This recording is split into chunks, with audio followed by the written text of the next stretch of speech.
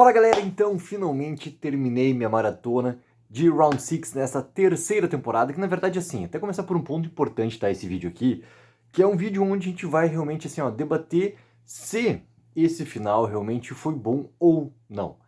Por que é interessante discutir isso já no final do domingo e por que eu deixei também assim para fazer esse vídeo, né, com a passagem do final de semana para que o máximo de pessoas sim conseguisse assistir, conseguisse maratonar e também tivesse já a sua opinião sobre esse final aqui. Porque essa terceira temporada, na verdade, ela é não só um complemento claro da segunda, na verdade ela até chega a não existir, tá? Porque o ponto de quebra que existiu da segunda para a terceira temporada, mesmo que ele tenha tido, tá, um apelo ali emocional, ele não é, na verdade, assim, um gancho tão forte considerado para deixar realmente uma expectativa tão alta para a terceira temporada. Tanto que, com o encerramento da segunda temporada, muito já tinha sido né, chamado a atenção, assim, o nível de reclamação que teve, não uma reclamação específica sobre como que se encerra, mas em relação à expectativa. A maneira como se encerrou a segunda temporada e talvez assim a maneira como se encerra a terceira temporada, ela quebra muito a relação de expectativa que tinha do público do que queria ali realmente assistir, tá? Para mim, esses 13 episódios ao todo que a gente teve, né, juntando segunda temporada e dita terceira temporada, elas formam uma temporada por completo ali, que se a gente for encarar dessa forma, é óbvio que ela tem até um peso muito maior dentro dos seus acontecimentos, sem essa tal divisão ali.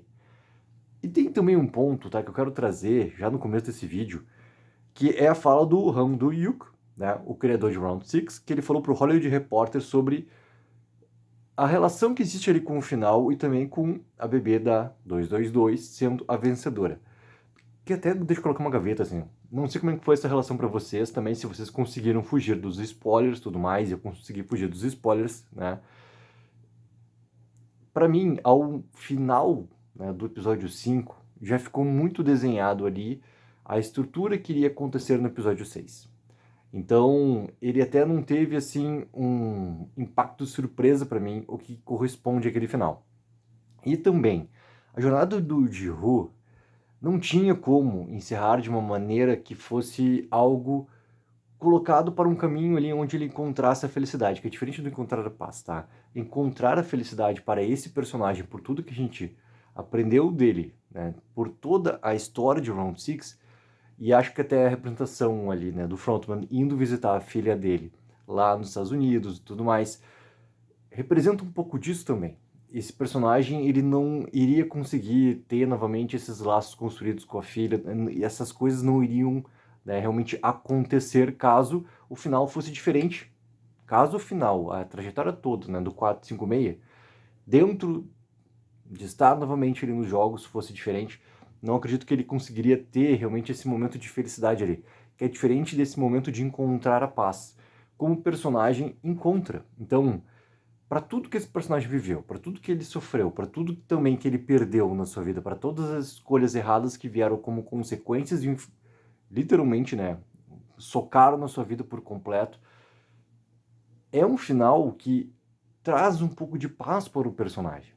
E acho que essa escolha toda é sim uma escolha extremamente corajosa de como tu colocar o personagem ali, e dentro das possibilidades que a história vai se desenvolvendo desde o começo da segunda temporada, a fixação, a obsessão, a tentativa do personagem ele em acabar com algo que, por mais que as pessoas colocadas em cada edição, né, dos jogos tivessem ali também a possibilidade de escolha e tudo mais, elas nunca saberiam realmente aonde elas estavam, né, se colocando ali. Então, a sua obsessão também por encerrar os jogos, por não dar a chance para que outras pessoas perdessem suas vidas, assim como a gente viu inúmeros personagens que também teve, né, algo que a série conseguiu fazer, cara, muito bem. E isso em toda a sua trajetória, tá?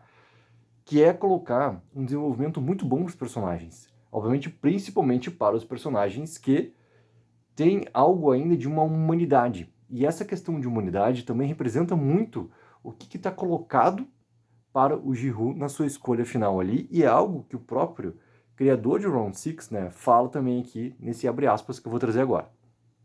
Como se trata do final, pensei que aumentar as apostas e assumir um risco maior ao melhor estilo Round Six seria o caminho certo. Com isso, eu queria expor com ainda mais precisão o fundo do poço da humanidade e também lançar luz sobre uma esperança ainda mais brilhante. Acredito que, por meio do bebê, o Jihu consegue mostrar esses temas de forma mais detalhada. Ele continua. Acredito que todos nós somos capazes de viver neste mundo da maneira como vivemos, devido aos esforços e lutas que nossa geração anterior enfrentou para nos dar um mundo melhor. E a razão pela qual precisamos tentar corrigir o curso do mundo é porque queremos dar um mundo melhor à nossa geração futura. Portanto, em nossa história, o bebê não representa apenas a consciência humana, mas também a geração futura para a qual precisamos consertar nosso jeito de ser. Galera, é uma escolha narrativa, tá? Que para mim funciona dentro exatamente dessas questões colocadas principalmente pro protagonista ali. Ele se encerra. É uma maneira também que dentro dessa busca pela humanidade novamente, o Jihu encontra também algo próximo do que é uma paz para ele depois de tudo o que ele viveu, que dentro disso tem inúmeras escolhas e ações que ele realizou que voltam como consequências, talvez a mais clara, que também ressoa ainda no decorrer desse episódio final ali, a relação com a filha que nunca seria realmente estabelecida assim. Então, é um momento de paz, é algo que se traduz através também, né, da bebê da 222 ali, e para mim, a relação entre quebrar a expectativa e o que está sendo apresentado, eu acho que a série ela é bem clara nos pontos onde, e isso nessa parte final dela aqui, os pontos onde ela trabalhou também da primeira temporada.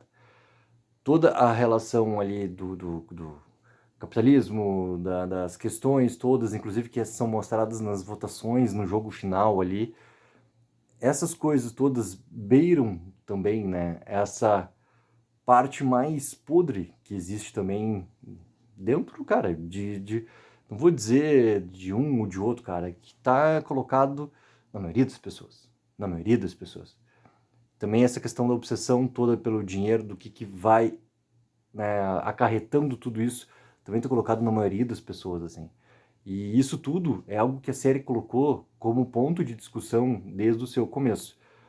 Eu acho que o ponto mais fraco que tem, tá, principalmente dessa terceira temporada aqui, tá, por mais que eu considere que 7 episódios da segunda temporada com 6 da terceira, na verdade, são uma temporada por completo, apenas achado ali um ponto de corte para tu conseguir ter, digamos assim, mais tempo dentro da Netflix de estrutura para manter essa questão de interesse do público, para que o assunto não se encerre rápido, tá? É toda uma questão de mercado que a gente sabe muito bem que a partir do momento onde a Netflix, né, aquela conversa toda, coloca todos os seus episódios colocados no stream de uma vez só, também treina o seu público para que isso seja feito na próxima outra filme, tudo que for sendo lançado depois, essas escolhas de divisões que eles estão fazendo agora, Stranger Things vai ter, como já teve antes, a última temporada de Cobra Kai, a maioria das grandes séries, as grandes propriedades da Netflix, estão tentando ficar mais espaçadas, mas não significa que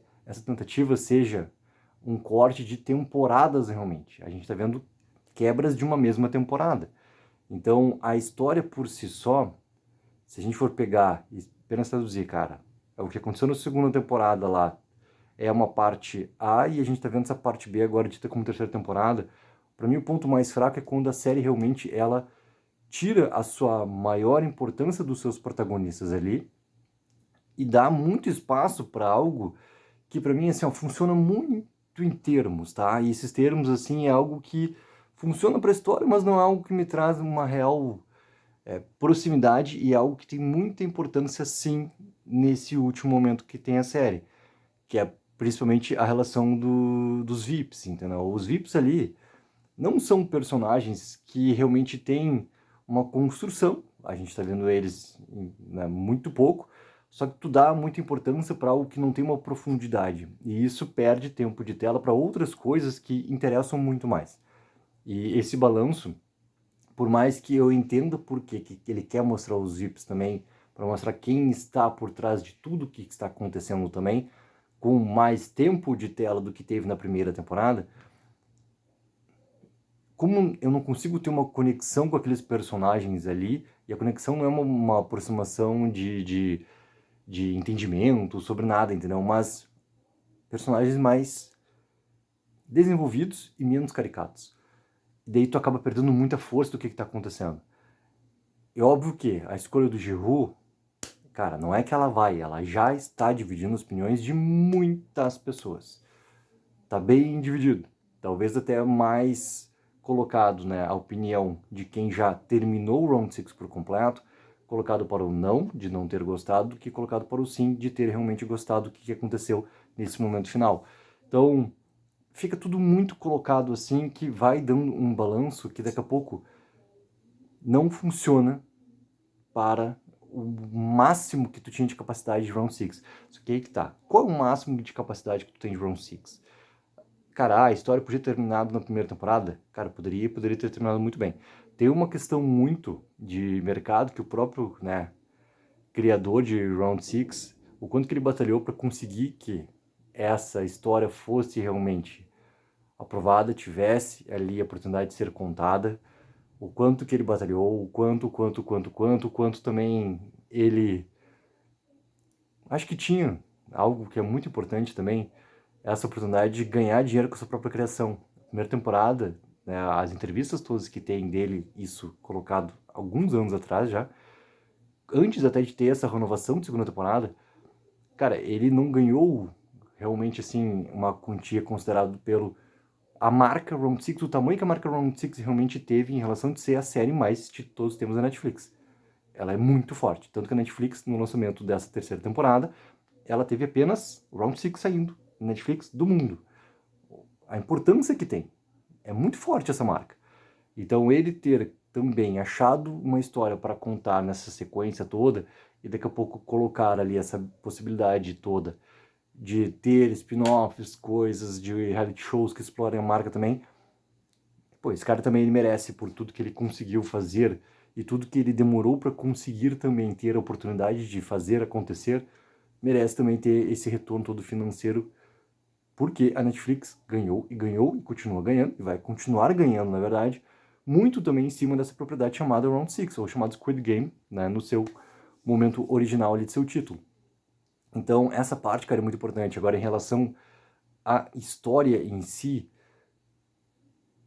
a escolha do personagem no último momento que tem da primeira temporada de pegar e voltar, já fica claro que tinha algo mais para ser contado. Talvez esse algo mais não tivesse ali naquele momento lá planejado, poderia ser uma ideia vaga do que poderia acontecer. Mas ao mesmo tempo, o personagem já indicava que algo realmente estava ali colocado no seu caminho para mais. E esse mais, ter essa obsessão toda de ir atrás, voltar para os jogos e encerrar tudo aquilo lá, literalmente de dentro, é algo que para mim assim é bem importante para também essa construção toda do que aconteceu nesse final aqui. Então, quase derrubei a câmera nesse momento para dizer que, cara, eu gosto do final. É óbvio que eu gostaria de ter visto mais coisas acontecendo também, principalmente com os personagens principais ali, mas toda essa questão que tem de discussão entre as relações, entre o que existe também, né, desse querer mais, obsessão, o dinheiro, o capitalismo, para que ponto que as pessoas realmente vão para chegar no seu ponto limite ali, essas discussões todas, elas são também, assim, uma continuidade de tudo que aconteceu na primeira temporada, assim, ou seja, a série ela continua num desenvolvimento para aquilo que ela mesma apresentou. Então, gosto, óbvio, que ao mesmo tempo vou querer muito saber a opinião de vocês para entender também o que vocês têm ali como, cara, um veredito. Gostaram, não gostaram, queria que fosse diferente, o que vocês gostariam que fosse diferente, o que vocês também não gostaram nesse momento final aqui. Coloque abaixo nos comentários, não esqueçam sempre de dar aquela ajuda que é mega importante, de curtir o vídeo e assinar o canal. Take04, viva o sonho aqui.